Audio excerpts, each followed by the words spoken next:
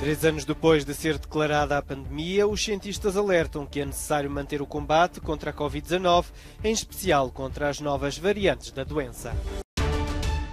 Finlândia manifesta o desejo de entrar na NATO com a Suécia, apesar da posição da Turquia em relação a Estocolmo. O número de mortos no Paquistão ultrapassa já as 6 dezenas. Ataque suicida atinge mesquita que albergava cerca de 300 pessoas.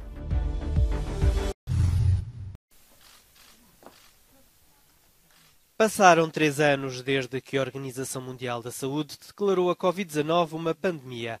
Desde então, o vírus ceifou cerca de 7 milhões de vidas, 2 milhões só na Europa. Mas alguns especialistas dizem que estes dados ficam muito aquém da realidade. Desde 2020, o número de mortes causadas pelo novo coronavírus desceu muito, em grande parte devido à vacina, que foi desenvolvida num tempo recorde. O especialista em saúde pública Jeffrey Lazarus diz que várias subvariantes da Omicron estão atualmente a infectar milhares de pessoas na Europa e continuam a tirar vidas. No entanto, há outro problema a preocupar a comunidade científica. Milhões de europeus tiveram ou têm Covid longa, mas não sabemos exatamente quantos. É uma das questões importantes, pendentes e, eu diria, urgentes para as autoridades sanitárias europeias. Controlar a situação da Covid longa é muito grave. O especialista sublinha que não se sabe ainda se as doses de reforço são recomendadas para combater a Covid longa. Grécia, Alemanha e Espanha voltaram a tornar obrigatório o uso de máscaras em alguns locais fechados, mas a medida está prestes a ser levantada. Lazarus adverte, no entanto, que a vigilância deve permanecer, uma vez que a OMS mantém um nível máximo de alerta para a pandemia de Covid-19. Sabemos que, apesar de todos os preparativos, não estávamos preparados para esta pandemia e a população em geral foi completamente apanhada de surpresa, como foram muitos governos. Agora sabemos a importância da preparação para pandemias e penso que isso vai ficar connosco para sempre. Os cientistas advertem que é provável que a Covid-19 se torne endémica e que outras pandemias surjam devido à proximidade entre seres humanos e animais, causada por fatores como as alterações climáticas ou a agricultura intensiva. Lula da Silva exige ações para combater o mais rápido possível o garimpo ilegal e outras atividades criminosas nas terras dos Yanomami, além de outras que permitam estancar, tão rápido quanto possível, a mortalidade entre aquele povo indígena. Estas foram as principais conclusões da reunião desta segunda-feira em Brasília, entre o Presidente, diversos ministros e outros responsáveis públicos sobre a crise sanitária dos Yanomami. Ao mesmo tempo, em Roraima, uma equipa especial enviada pelo Governo avalia a gravidade em situação na maior reserva indígena do Brasil, onde em algumas zonas só se tem tido acesso por via aérea. Quase na sua totalidade, a necessidade do transporte aéreo para remover esses indígenas doentes, na sua urgência, e também para levar mantimento para eles.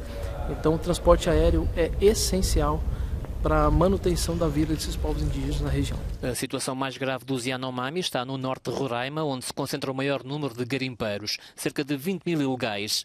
Dados oficiais apontam para a morte de pelo menos 570 crianças devido à contaminação por mercúrio, subnutrição ou fome. Só no ano passado foram registados 22 mil casos de malária numa comunidade de 30 mil Yanomamis.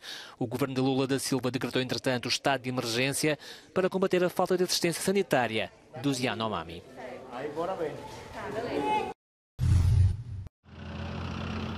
O ministro dos Negócios Estrangeiros da Finlândia, Pekka Haavisto, diz que o seu país ainda espera ingressar na NATO juntamente com a Suécia, após as declarações do presidente turco, Recep Tayyip Erdogan, de que Ankara poderia aceitar a oferta de Helsínquia sem os vizinhos suecos. Na verdade, sublinhamos a todos os nossos futuros parceiros da NATO, incluindo a Hungria e a Turquia, que a segurança finlandesa e sueca andam juntas. Partilhamos a longa costa comum do Mar Báltico e sempre que a NATO planeia a sua defesa nesta região, tem de pôr em prática o mapa da Finlândia e da Suécia. Ankara não partilha a mesma visão e o ministro dos Negócios Estrangeiros turco deixou muito claro que a Turquia prefere separar as águas. Na minha opinião, seria justo diferenciar entre o país problemático e o país menos problemático. Acreditamos que, se a NATO e esses países tomarem tal decisão, podemos avaliar a candidatura da Finlândia separadamente. A Turquia acusa a Suécia de não tomar medidas para reprimir grupos que Ankara considera terroristas. A tensão agudizou-se com o episódio da queima do Corão frente à embaixada turca na Suécia. O Kremlin desmentiu esta segunda-feira Boris Johnson depois do antigo primeiro-ministro do Reino Unido ter afirmado que Vladimir Putin o ameaçou durante uma conversa telefónica. O britânico revelou que o presidente russo terá dito que levaria apenas 1 minuto para atingir a Grã-Bretanha com um míssil. O porta-voz do Kremlin, Dmitry Peskov, acusou o ex-governante de mentir. Não, o que o Sr. Johnson disse não é verdade, mas é uma mentira. Além disso, diria que é uma mentira consciente. Então é preciso perguntar ao Sr. Johnson com que objetivo escolheu esta versão. Ou foi inconsciente e, de facto, não entendeu o que o Presidente Putin lhe disse.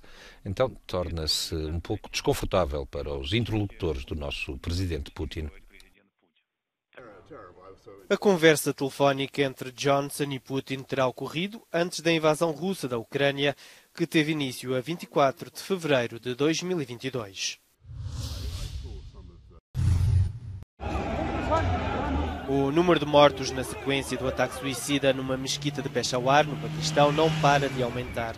Segundo o último balanço feito pelas autoridades locais, o número de vítimas mortais ultrapassa as 6 dezenas e 60 pessoas estão a receber cuidados médicos. Muitas das vítimas são agentes da polícia que estavam reunidos para as orações diárias. Um comandante do grupo talibãs paquistaneses reivindicou o atentado através do Twitter. O bombista terá deflagrado um colete de explosivos numa altura em que estariam cerca de 260 pessoas na mesquita. As Nações Unidas condenaram já o atentado.